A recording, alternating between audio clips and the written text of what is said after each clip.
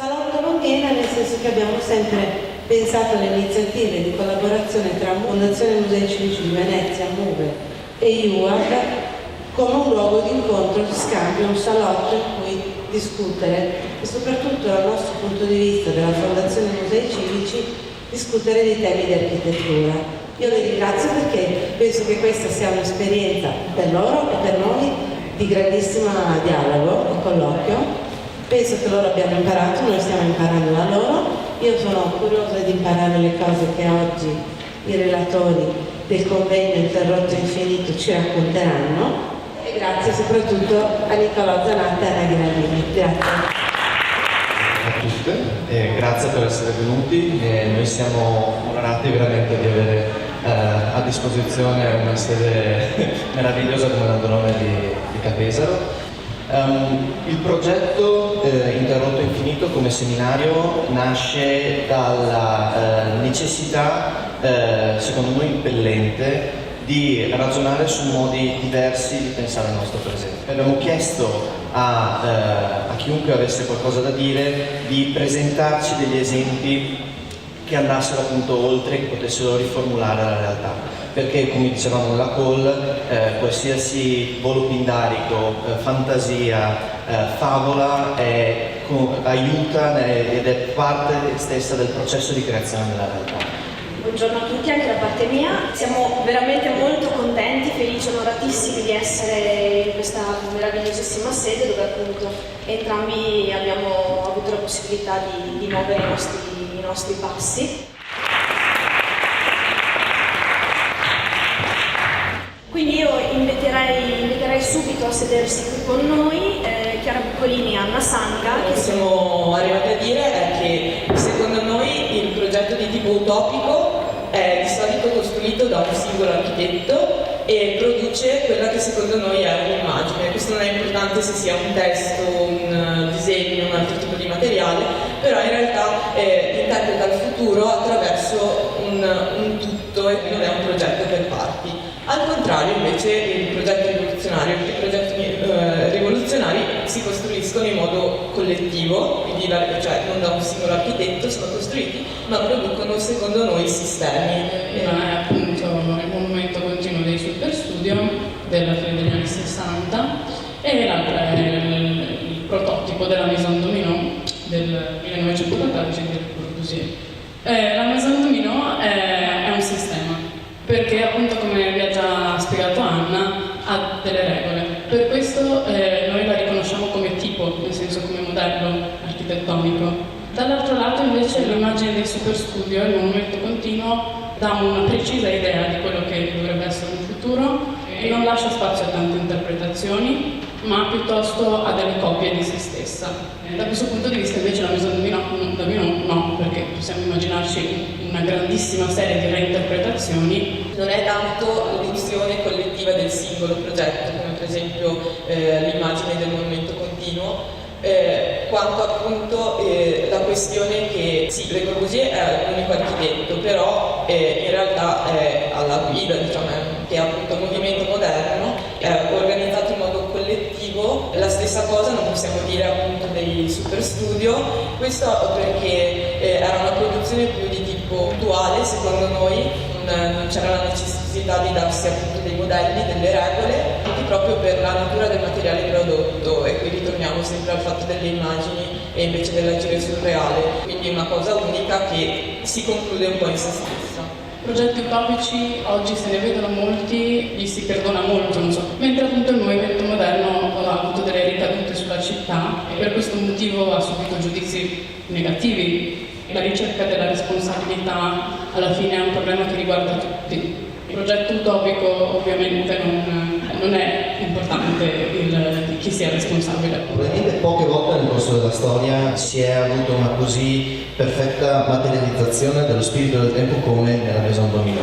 Il progetto di superstudio non sia una concretizzazione altrettanto puntuale, altrettanto efficace dello spirito del tempo di 60 anni più tardi, insomma. Di solito il progetto utopico resta un po' interno a un discorso di esempio dell'architettura tra architetti, mentre se è un movimento e si produce degli effetti surreali, si sa che fare di più con lo spirito del tempo, perché si confronta con la realtà. Tralasciare tutta la questione reale in un certo senso non rispecchierà mai lo spirito del tempo da un certo punto di vista. C'è una critica da parte vostra, il progetto utopico? Il punto è che tante volte si confondono le due aree di competenza e quello che volevamo dire è che qualcosa di veramente rivoluzionario è stato più quello che rappresenta un sistema piuttosto che rappresenta semplicemente una cosa puntuale. Adesso Lorenzo Lazzari. Mi interessa pertanto parlare di una diversa esperienza del tempo, un racconto della sospensione del tempo storico. Siamo nella seconda metà degli anni 70 a New York, nella Lower Manhattan, esattamente al numero 84 di King Street, dove una grande rivista per automobili verrà convertita in un club, il cosiddetto Paradise Garage, dove per più di 10 anni avverranno delle feste del tutto particolari. Negli Stati Uniti d'America che soffrono il peso della deindustrializzazione, con la middle class bianca che abbandona i centri delle città e fugge nei suburbi. Il Paradise Garage era luogo aperto a quelle collettività, a quelle minoranze che volevano frequentarlo, quindi quelle omosessuali, quelle afroamericane o i latinos. Erano tutte quelle minoranze che non solo non trovano spazio nel mondo esterno della società americana, ma non esistevano nemmeno nel tempo storico. Individui all'interno di una comunità che si è temporaneamente venuta a formare. Ed è così che allora lo spazio del garage veniva temporaneamente trasfigurato attraverso il tempo e le azioni che in quel tempo venivano a configurarsi, celebrando così l'individualità e la collettività allo stesso tempo. E allora siamo di fronte a quella che Rancière definiva come un'istanza del politico, cioè la capacità di inventare delle forme, degli spazi, dei tempi dell'azione collettiva. I ruoli fissati dall'ordine dominante cambiano. Dostoevskij scrive: voi credete nel palazzo di cristallo, indistruttibile, come in un luogo dove non si potrà né tirar fuori la lingua di nascosto né fare un gestaccio con la mano in tasca. Invece il sottosuolo è quel luogo dove nulla è visibile, ma tutto è possibile, dove tirare fuori la lingua diviene trasgressione realizzabile. Il sottosuolo può essere il luogo del carnevale, per come lo definiva Stelligras, cioè il rituale dell'inversione delle norme. L'autorità e il potere stabilito vengono presi in giro. L'azione festiva, invece, è la celebrazione che permette di sospendere il tempo storico. L'azione della festa è il tempo della festa. Ecco che allora il formare una collettività diventa esso stesso atto di celebrazione. Sono insomma eccezionalmente uomini come tutti gli altri, nel momento stesso in cui sono più diversi che mai. Era attraverso le azioni compiute che un'intera collettività trovava spazio fisico ma soprattutto politico, dando forma a ciò che altrimenti non avrebbe potuto esistere nel mondo esterno che la società, che la middle class americana aveva lasciato dietro di sé. Erano quindi i corpi che prendevano posizione nello spazio e lo strutturavano, e non viceversa. Veniva sfruttato ciò che già c'era, cioè il vuoto. Deleuze diceva: il vuoto non è mai stato contrario alle particelle che vi si agitano, ma soprattutto questo vuoto, oltre ad essere attraversato, deve essere riempito da corpi che esprimono azioni, dando così nuovamente significato a quello spazio. Il Paradise Garage diventa concretizzazione e materializzazione del proprio tempo. Credo che sia esattamente tutto il contrario. Anna e Chiara hanno parlato di rivoluzione, non di rivolta, mentre quando si parla di festa, soprattutto lo fa Pugliesi, il paragone più vicino è quello della rivolta. È che la rivoluzione è calata nel tempo storico. La rivolta nasce e muore nello stesso giorno, come una festa in un certo senso. Ci ritroveremo in una città che può essere uguale o peggiore o migliore a quella del giorno prima. Nella rivoluzione invece sappiamo che quelle condizioni si perpetreranno anche il giorno seguente. La rivolta invece, certo, prende le tecniche del tempo, ma in qualche modo le sovverte, un sovvertire le regole del gioco, che erano regole che funzionavano solo all'interno della festa, cioè in un determinato recinto sacro.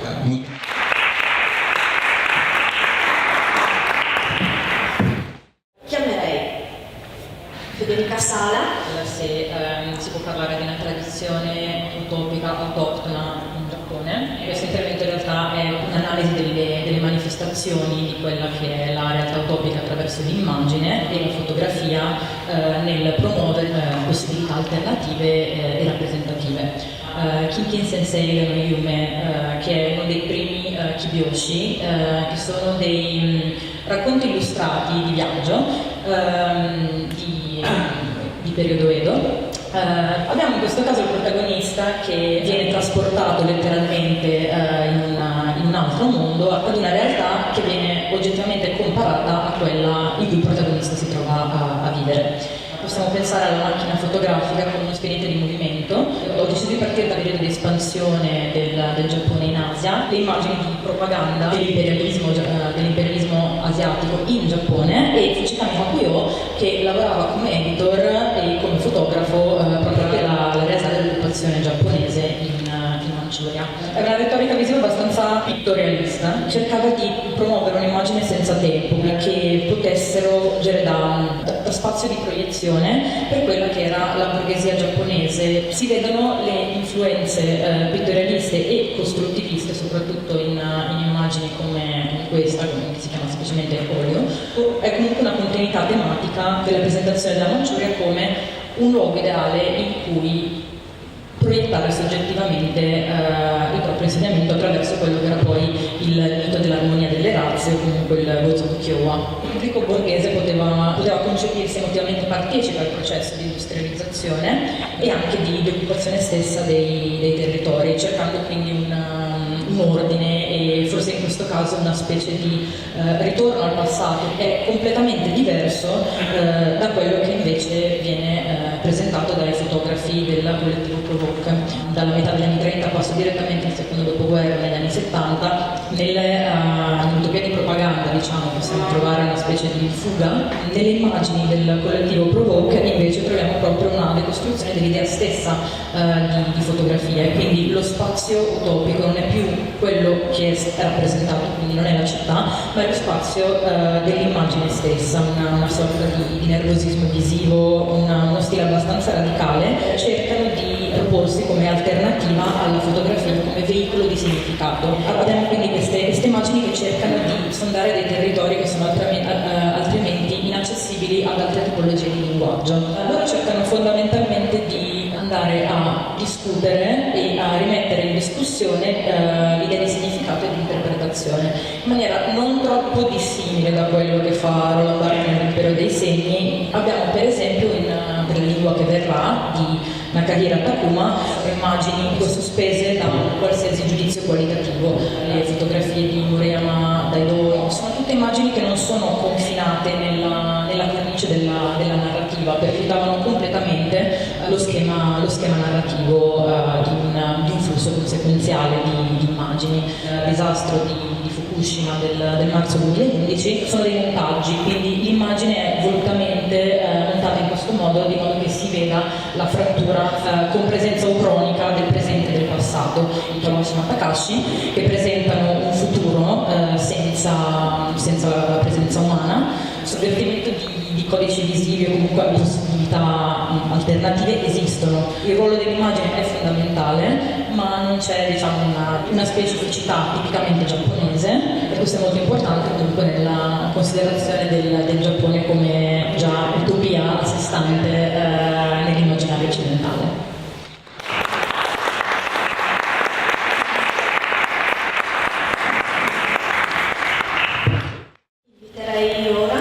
Cusaro e Ugo Mondini.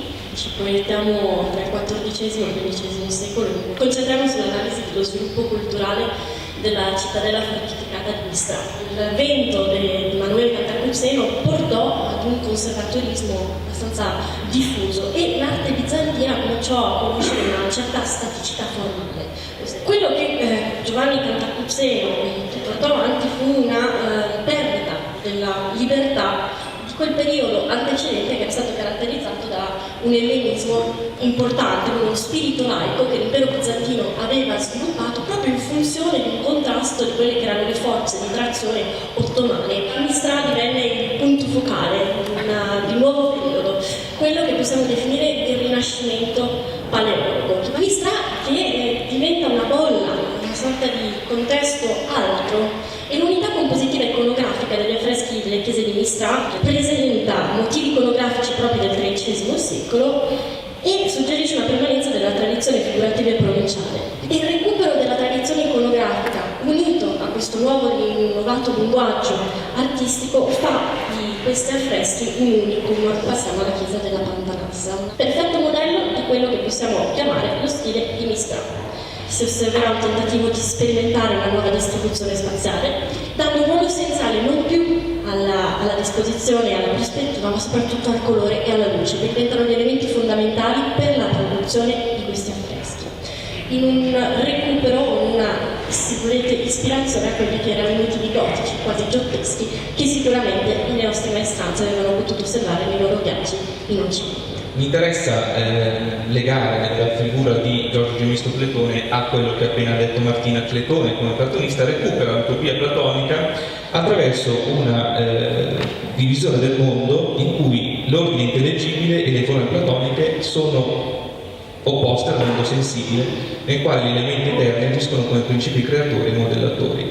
Quindi il suo fine non è quello di creare un mondo eterno e mistico, come invece parte del neoplatonismo umanistico andrà a fare. Quello che è importante per Platone è la sua analisi appunto del mondo, che per essere fatta si basa su uno scardinamento totale di quello che è il suo momento storico. Platone che cosa fa?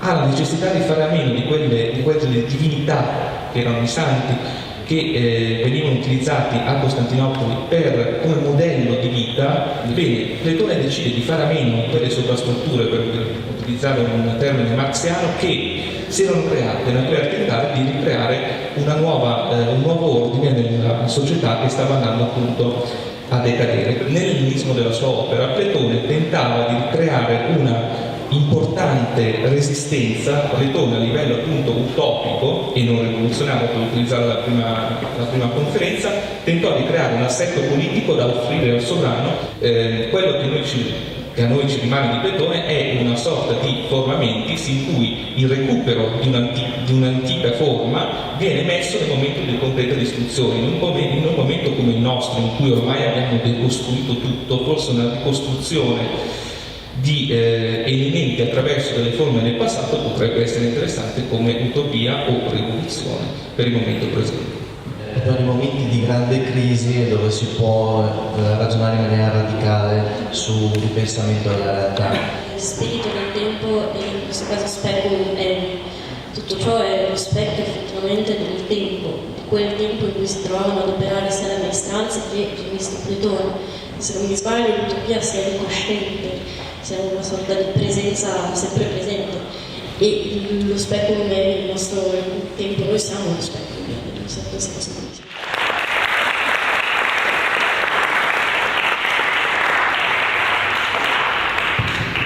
Ora Giacomo Pala.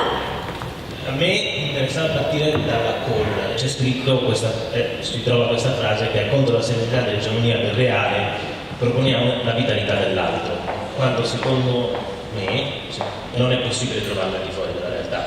Forse la distinzione tra reale e non reale, tra reale e altro, è molto meno dicotomica di quanto siamo usi a pensare. Questo tema è rispecchiato molto bene da un testo tristemente attuale di Ernst Bloch, Eredità del nostro tempo. Quello che Bloch descrive: di fronte a questa complessità del reale, l'architettura deve essere espressione dei più avanzati processi tecnologici della nuova contemporaneità.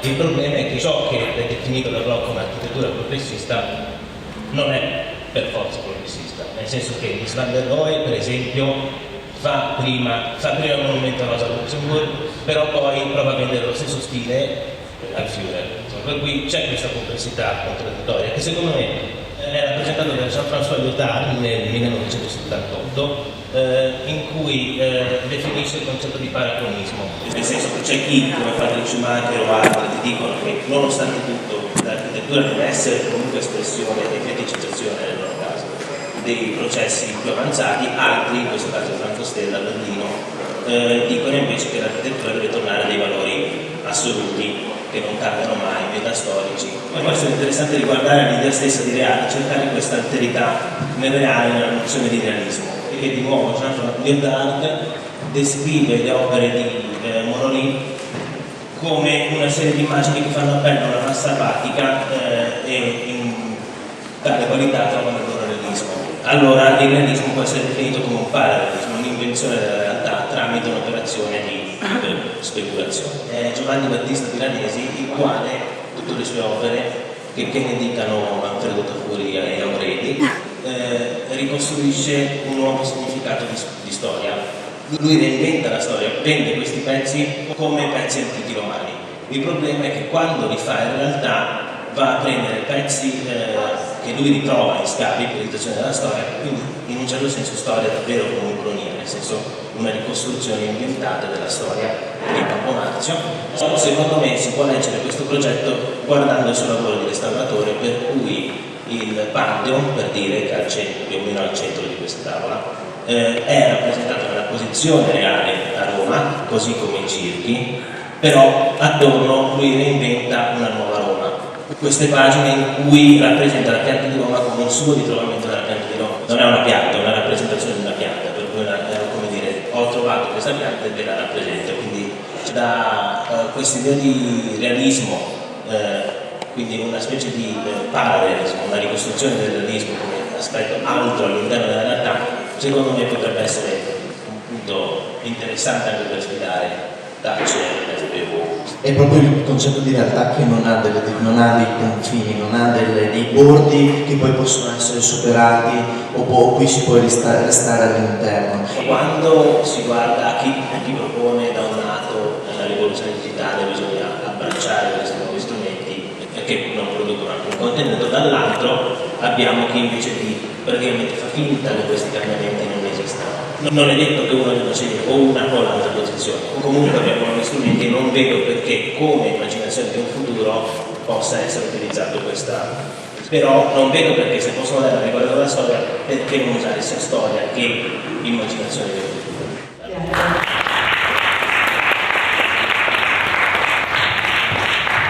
Invito ora qui Stefano, rappresentante oggi di Babauro. Stavara, che è una cittadina in Sicilia, e quindi siamo stati invitati anche noi come creativi, artisti, progettisti, c'era un po' di tutto. Cosa succederebbe se Favara fosse una micronazione? Cercare di capire quale fosse poi alla fine l'idea di riconoscibilità di una nazione stessa, cioè, su cosa si basa l'idea di nazione. Ho cercato di capire anche su alcuni aspetti prettamente progettuali, prettamente dimensionali su cui la nostra professione si basa.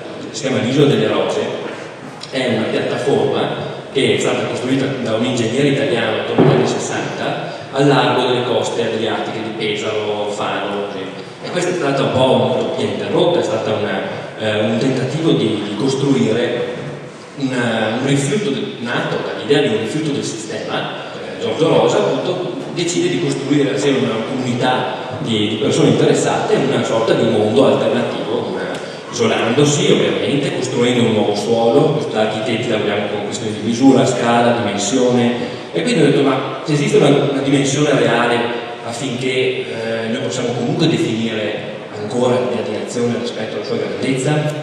Peter Eisenman, che ha lavorato sull'idea di scaling, rimpiccionisco, fino a quando posso ancora definirlo casa. C'è questo aspetto che lega forma, dimensione e significato, che sembrava anche molto applicabile a entità territoriali come potrebbero essere le nazioni. Visto questo, il garbage patch state è una nazione, un agglomerato di merda, praticamente di rifiuti di plastica prodotti dagli scarti dell'uomo, che si trova in mezzo al Pacifico. Non è identificabile molto bene a livello, diciamo, dimensionale, perché cambia ogni giorno secondo le correnti, però ha una sua sezione, addirittura una sua geologia. Abbiamo stato nel 2013 le Nazioni Unite ne hanno definito la presenza, è uno Stato certificato, che è uno Stato federale, perché è formato da 5 piccoli agglomerati, abitanti 0, suolo artificiale 100%. L'ultimo caso estremo è Rim City, è praticamente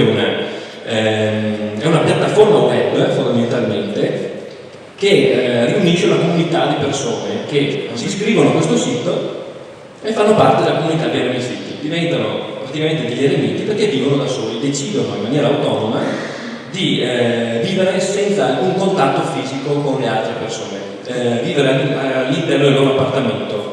Quindi fanno uso di questo sito come punto di scambio di informazioni, quindi vivono soltanto in quanto idea di esistenza e si procurano il cibo soltanto attraverso i droni, quindi si ordinano il cibo e viene recapitato direttamente a casa. Questo è l'emblema, diciamo, di una sorta di assurdità quasi. Questo è come si può dire, un percorso dimensionale che ci ha fatto capire come ci siamo fatti questo ragionamento, un ragionamento molto aperto, ovviamente non tenta di fare le conclusioni, però per dire che c'è una relazione tra significato e dimensione e forma.